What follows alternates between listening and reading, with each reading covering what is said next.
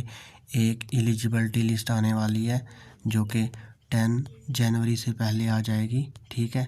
उसके बाद short list होंगे, उसके बाद आपके डॉक्यूमेंट्स चेक होंगे। तो डॉक्यूमेंट्स जो हैं वो आपको 7 दिन के अंदर उनको भेजने हैं। इसके बाद हमारी जो है वो डीवी लिस्ट आएगी, ठीक है। डीवी लिस्ट में आपके जो है वो 80 के अराउंड जो है स्टूडेंट्स को डीवी करवाने के लिए बुलाया जाएगा। और जो एलिजिबिलिटी नोटिस है उसमें आपके 250 स्टूडेंट ही रहने वाले हैं। तो फाइनली डीवी के बाद आपको ज्वाइनिंग मिल जाएगी और ये सारा प्रोसेस जो है वो। हेलो दोस्तों, welcome back to nurse letter prep YouTube channel. So आज की हमारी वीडियो का जो टॉपिक रहने वाला है वो पीजीआई चंडीगढ़ जो नर्सिंग ऑफिसर का एग्ज़ाम हुआ था उसके बारे में रहने वाला है। तो आप सब लोग जानते हैं कि इसका रिज़ल्ट जो है वो ऑलरेडी आ चुका है। इसको ऑलमोस्ट 10 to 12 डेज़ हो चुके हैं। तो सारे स्टूडेंट्स कमेंट कर रहे थे, डाउट पूछ रहे थे, पर्सनल मैसेजेस कर रहे थे कि आगे नेक्स्ट स्टेप क्या होने वाला है, आगे डीवी के लिए आपको कब बुलाया जाएगा एंड ऑल जो भी आपके डाउट हैं वो आज की इस वीडियो में कवर किए जाएंगे। सो अगर आप चैनल पर नए हैं तो चैनल को सब्सक्राइब ज़रूर करें और वीडियो को शेयर ज़रूर करें। तो आइए बात करते हैं। तो देखिए, जैसे आपको पता ही है कि इसका जो रिज़ल्ट आया था वो 10 दिसंबर को आ गया था, ठीक है। नर्सिंग ऑफिसर का जो रिज़ल्ट था वो आ चुका था। अब होता क्या है कि इस रिज़ल्ट के बाद एक ना एलिजिबिलिटी लिस्ट आती है, ठीक है। एक एलिजिबिलिटी लिस्ट ऐसी होती है कि, ठीक है, जिसमें क्या होता है कि जो ऑनलाइन आपने एप्लीकेशन आपका सबमिट हुआ था, ठीक है, उसमें आपने क्या क्या चीज़ें डाली थी, आपको याद होगा। आपने डॉक्यूमेंट्स अपलोड किए थे या नहीं किए थे, उन सब की एक एलिजिबिलिटी लिस्ट आएगी। और जितने भी आप 255 प्लस इतने स्टूडेंट्स जो हैं वो शॉर्ट लिस्टेड हुए हैं तो उनकी एक एलिजिबिलिटी लिस्ट आएगी, ठीक है। वहाँ पे आपकी किसी भी डॉक्यूमेंट में कमी होगी तो वो आपके नाम के आगे लिखा हुआ होगा। मैं आपको एक बार एलिजिबिलिटी लिस्ट दिखा देता हूँ।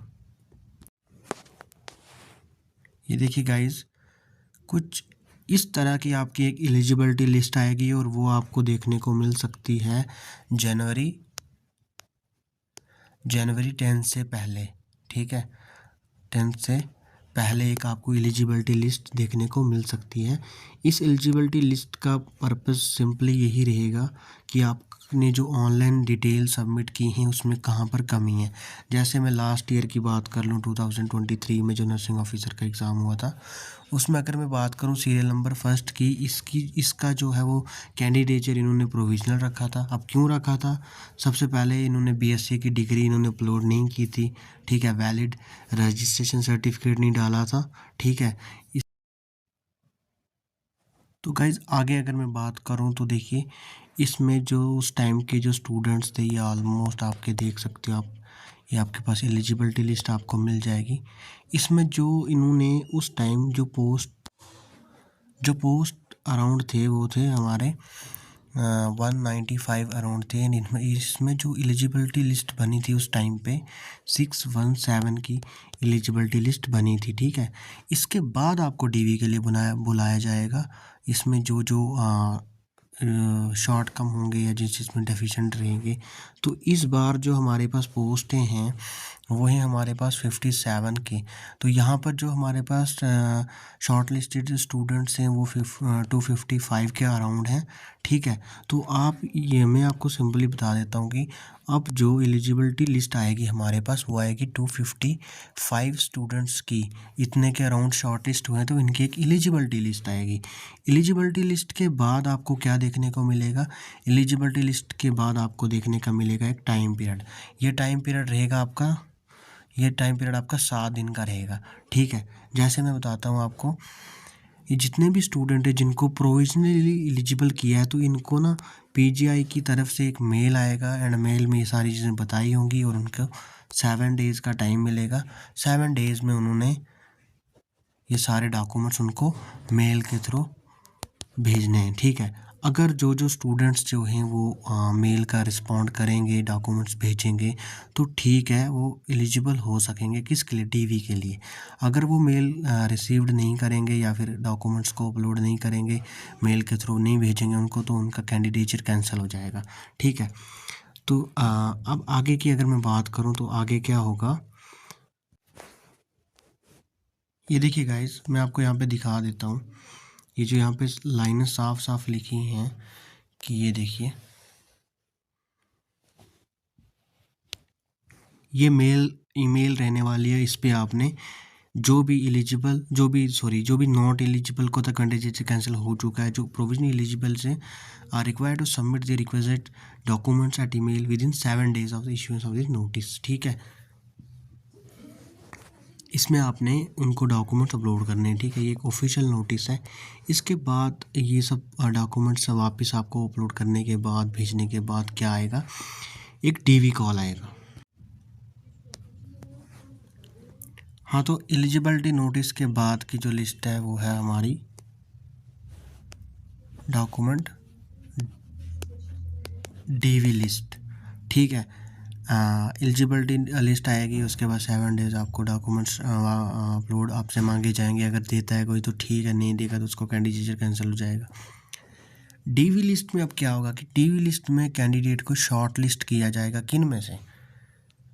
255 है ना अगर हमारे पास इस बार, तो इसमें से शॉर्ट लिस्ट करके ऑलमोस्ट 80 to 90 स्टूडेंट्स को डीवी के लिए बुलाया जाएगा।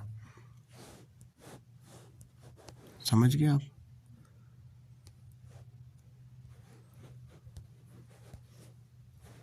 ठीक है। डीवी कॉल जो हमारी होगी वो कुछ इस तरह की होगी, देख लीजिए आप। ठीक है। इसमें जो आपका नंबर होगा, आपका नेम होगा और आप कौन सी कैटेगरी से बिलोंग करते हो, ये सारी चीज़ें लिखी होंगी। ठीक है। और आपको डॉक्यूमेंट वेरिफिकेशन के लिए इनको कहाँ पे बुलाया गया था? हाँ, इनको जो बुलाया गया था लास्ट ईयर, जो लास्ट टाइम जो हुई थी डीवी, उनको बुलाया था Bargawa auditorium AIIMS PGI Chandigarh में। ठीक है, सॉरी। और ये था 10 जुलाई को इनको बुलाया था एट दैट टाइम 2023। सो आप मोटा मोटा आप ये मान सकते हो कि आपका जो डीवी हो सकता है वो आपका मार्च या फिर फरवरी एंडिंग में ईजिली हो सकता है। ठीक है।